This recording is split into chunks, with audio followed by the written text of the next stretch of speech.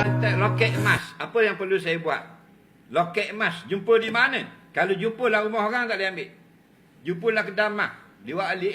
Ada dia. Orang. Sama lagi.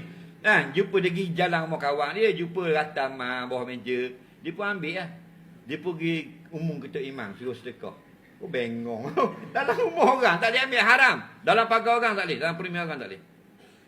Faham? Tetapi kalau jumpa di tempat bukan hak milik orang, di tanah luar, di patah, di rok, bira jalan, Nabi kata arifu haula, hendaklah kamu iklankan penemuan itu 1 tahun. Kalau dulu dalam kitab-kitab disarankan pengiklanan itu dibuat sebelum khutbah Jumaat atau selepas selesai solat Jumaat.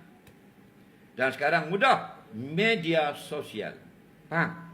Cuma jangan letak gambar loket, jangan letak gambar timbangan beratnya. Faham? Takut nanti bukan tuang mengaku. Okey.